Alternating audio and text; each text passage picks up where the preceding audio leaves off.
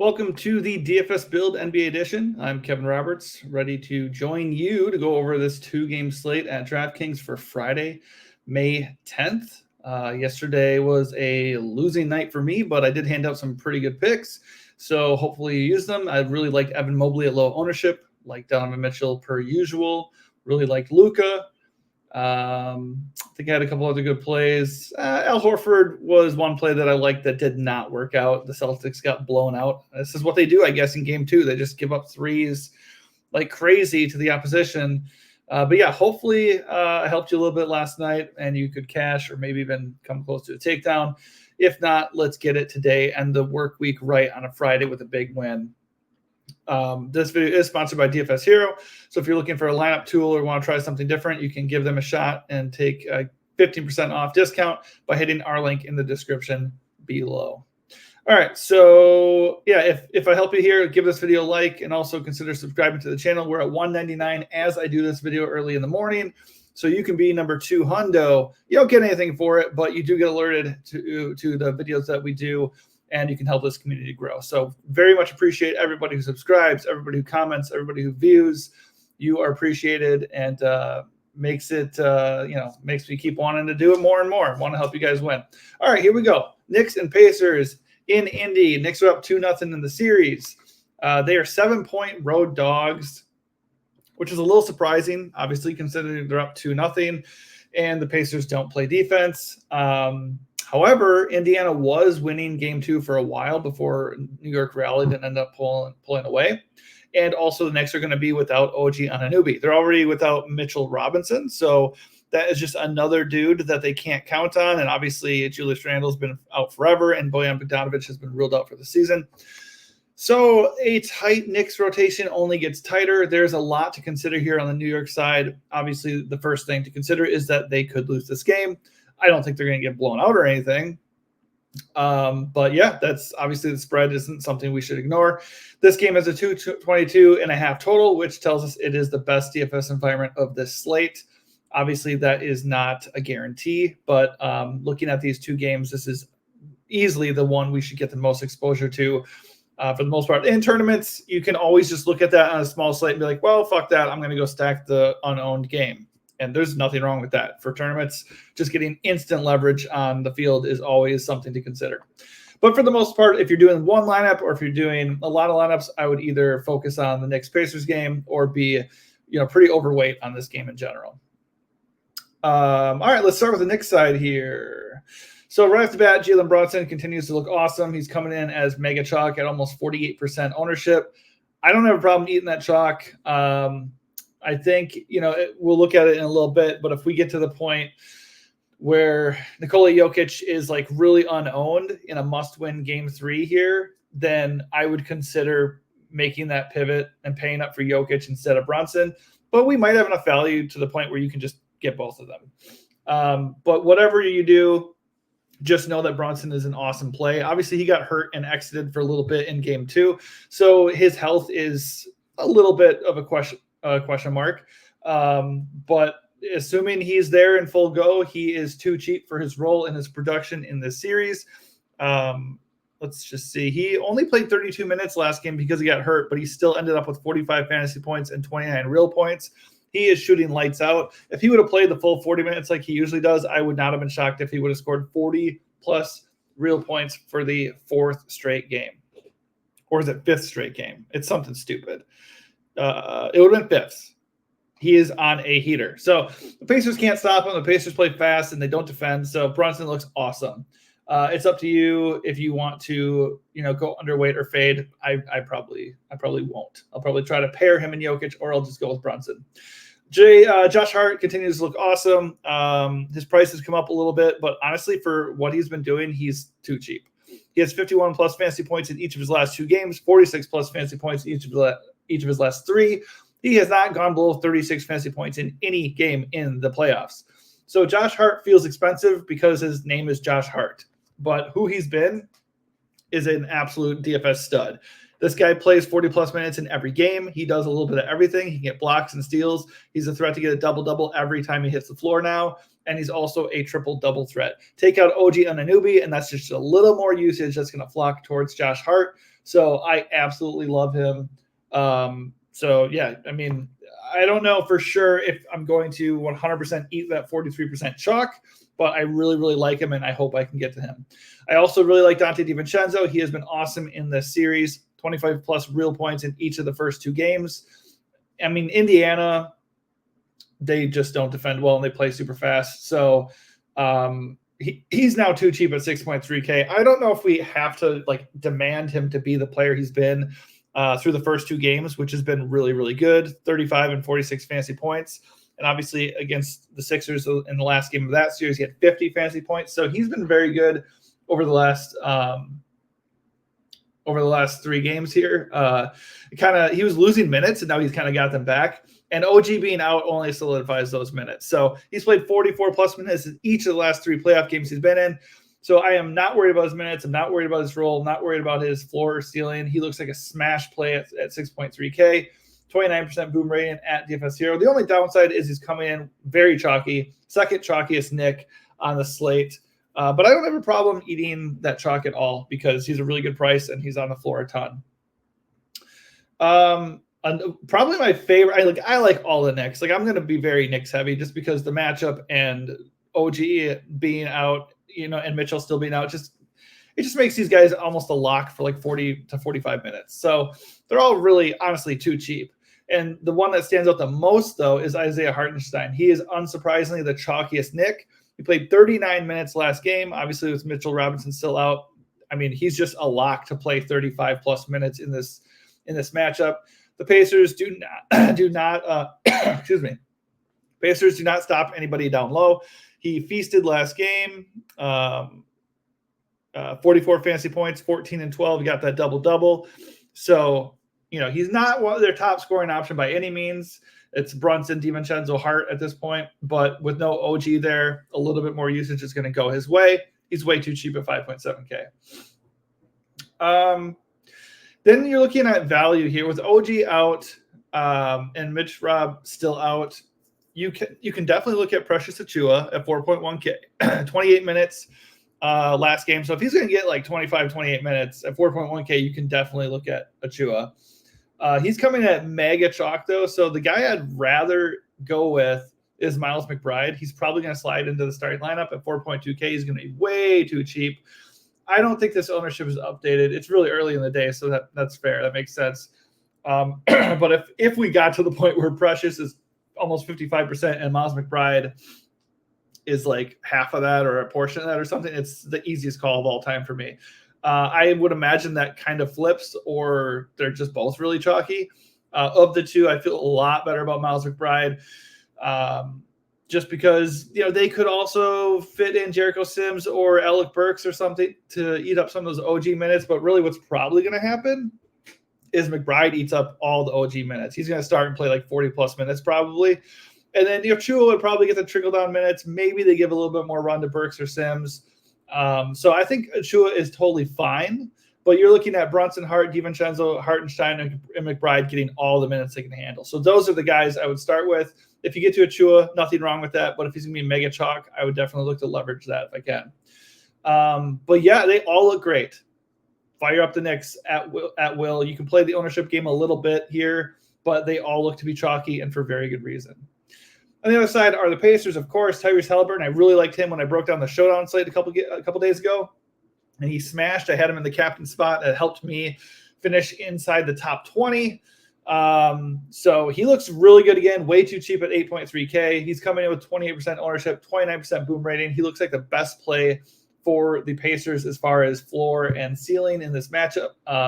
Siakam, his price has come down to 7.9K. He's a very, very good play too. He's going to be a little bit less owned than Hallie.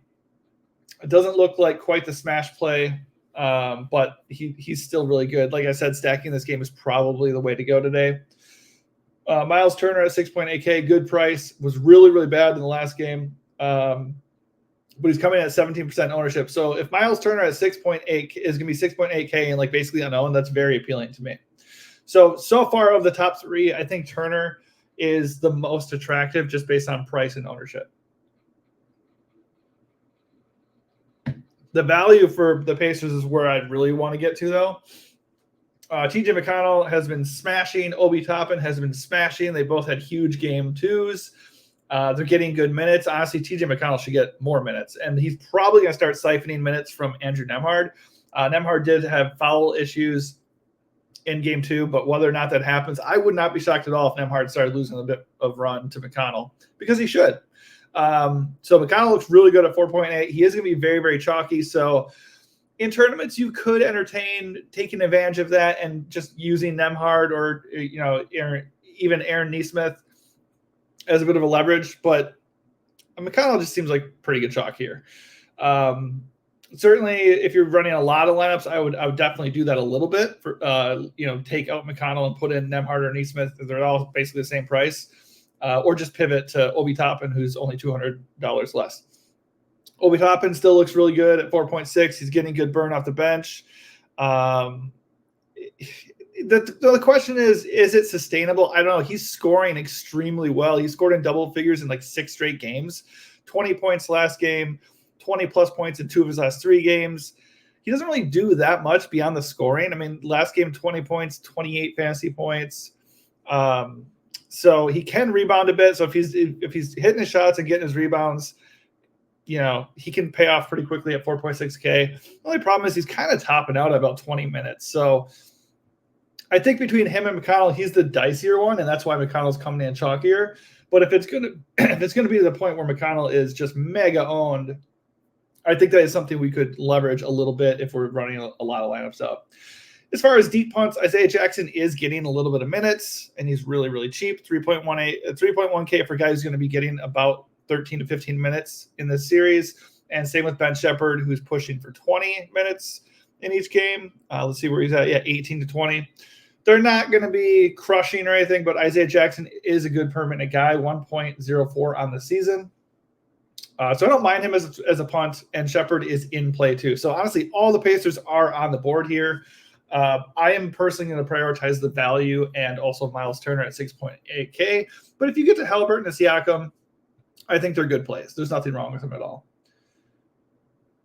Okay. All right. On we go to the Nuggets and Timberwolves in Minnesota. Kind of wild that Minnesota is up 2-0 in the series. A lot of gambling touts online have been all over this, though. I'll just admit I did not really see it coming.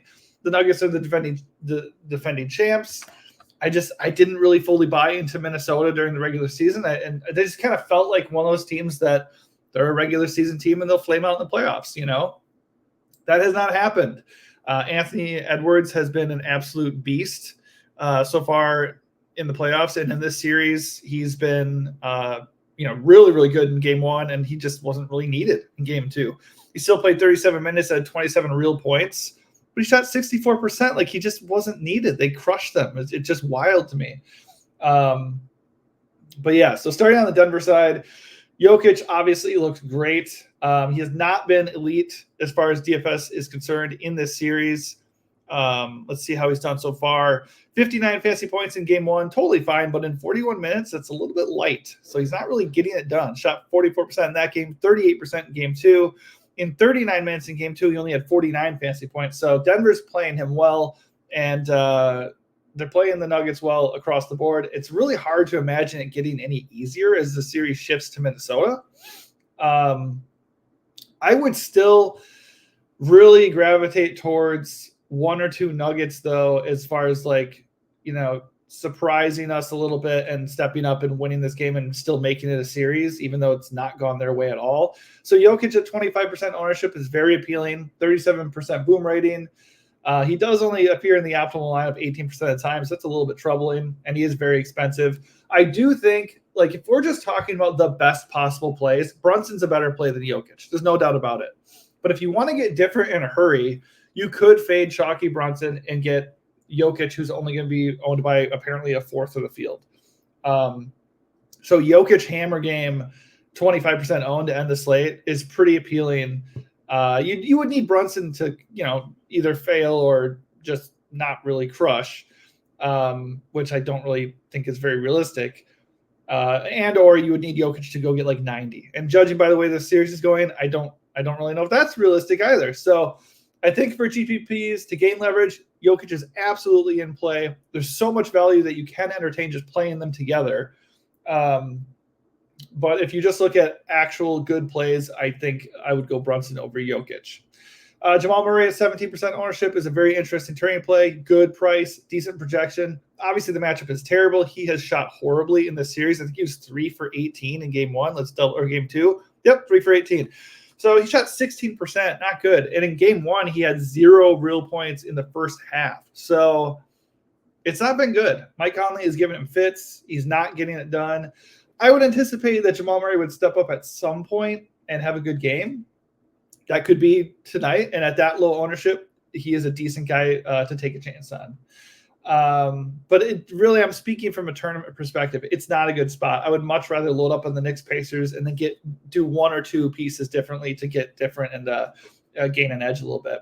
Michael Porter Jr. and Aaron Gordon carrying okay ownership, but not super chalky. They're kind of in the same boat as Murray and Jokic, whereas you're playing them because they're good prices and not enough people are on them. So totally fine plays, but they don't scream to me. The prices are good. And I would lean towards Aaron Gordon just because he's way cheaper than Michael Porter Jr. and their ownership and projection and boom rating, and it's all comparable. It's like all very similar. So I'm okay with them. Now, here's where we get interesting with the value possibly. I don't think KCP, who's questionable, or Reggie Jackson, who's questionable. Well, by the way, Jamal Murray is also questionable, but he's always questionable, so I wouldn't put too much stock in that. But if KCP and or Reggie miss, we would be looking at pretty good minutes for Christian Brown and Justin Holiday. Justin Holiday already played a good deal in game 2, but again, blowout. So can't put too much stock in that. But they would get more minutes. And they're very cheap. And then Peyton Watson, 3.1K, also could end up, getting more in the rotation than he has been. So it's still going to be a tight rotation. You're getting Jokic, Murray, MPJ, and Gordon. They're eating like all the minutes as long as this game stays close. But somebody would have to step in for KCP. I'm assuming that'd be Christian Brown. But whoever starts in his place would be pretty appealing at their price range. They'd also end up being pretty chalky. So do you want to eat chalky Christian Brown or Justin Holiday? I would definitely much rather eat chalky Christian Brown than Justin Holiday because Christian Brown does things and Justin Holiday only scores. And with low usage in that starting lineup, that wouldn't be very appealing to me. So play that as you may, but that's the way I would approach it. If KCP is fine and in, he's a little bit too cheap for his 3-and-D role. He would hypothetically play 35-plus minutes, and if he's hitting some shots, getting some steals and all that, he would be somewhat appealing at 4.3K. All right, other side we go to Minnesota. Minnesota has enjoyed a pretty good series. Obviously, we can't glean too much from game 2 because it was a housing. Anthony Edwards is unstoppable. 11 for 17 in game 2. And in game 1, he was 17 for 29. So nothing Denver's been doing has been working. And as I said, the last time I talked about this game, I was like, let's try to play the Denver side. Because I felt Denver would step up and win game 2. They did not. So I'm not going to try to guess who's going to win game 3. I just will say the same thing I said about Anthony Edwards then. And that is, regardless of how the game goes, Anthony Edwards is going to get his. I think he's going to feast no matter what. I don't really envision him having like a really bad game. And at his price, 9.3K, I think he's always going to be worth the gamble if you want to go there. The price is coming up enough, though, that I don't think we need to. I think if you're going to go all the way up, you just go Jokic. And if you want somebody in that price range who offers a better projection and is safer, it's going to be Brunson. So he's a fine GPP play because he's been smashing and he's going to continue to smash. But I just don't see him as a priority. If I'm spending money on this slate, it's mostly Brunson and or Jokic. The problem is not going to be with Edwards, though. It's going to be, are the rest of the Timberwolves going to keep showing up? Or are they going to shrink at some point? I personally am a little bit worried that they could end up disappearing at some point. And Rudy Gobert, Cat, and all these ancillary pieces like Jaden McDaniels, Nickeil Alexander-Walker, Naz Reid, like these guys have not been in these big series before. So it's not crazy to, wonder if they just like start having like major struggles at some point. That said, Rudy and Cat are beautifully priced at 7 and 6.9K. Right now, Cat's carrying monster ownership at 48% and Rudy's at 19%.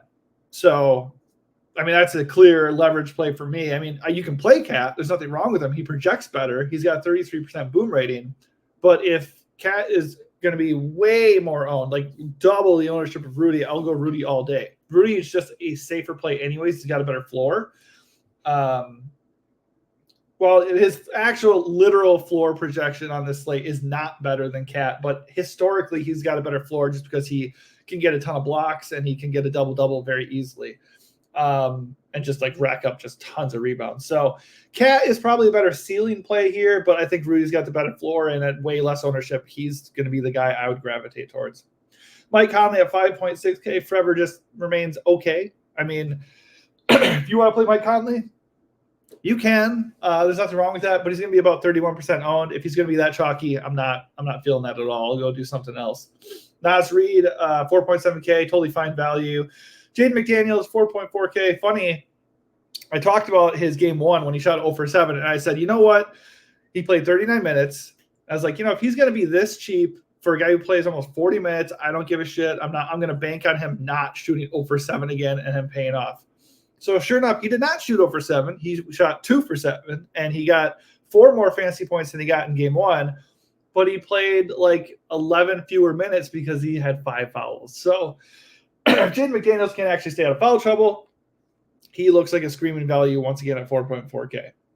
I think for the rest of the Wolves, that's probably it. I think Nickeil Alexander-Walker, 30 minutes last game. 30 fantasy points, but again, probably got a little bit more run with the blowout, only 23 minutes in game one.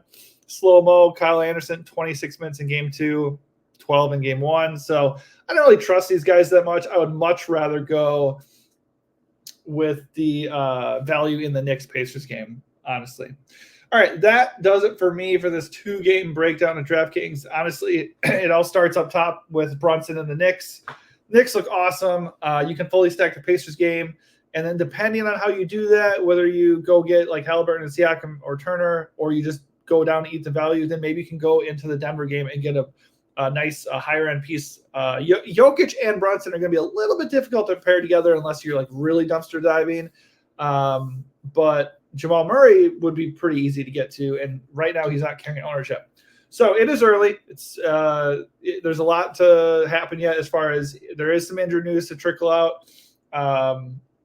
And, you got to update your system because ownership will change. Everybody's going to be running the systems too and just testing it out and seeing where it's at. So another interesting thing to consider is when sometimes a guy is very, very chalky, people are going to just assume that he's going to be chalky. But then everybody's going to see that he's very, very chalky, and then his ownership could dip. So that's happened a couple times in recent slates where I actually thought a guy was going to be really chalky or, the reverse, like really low owned, and then it's just the ownership just completely pivots because everybody is thinking that way. So not much you can do about that. You can't really control it, but something to keep in mind. All right, that does it for me. Hopefully this helped you a little bit. If it did, please give me a like and also consider subscribing to the channel. Thank you and good luck tonight. Let's get a win.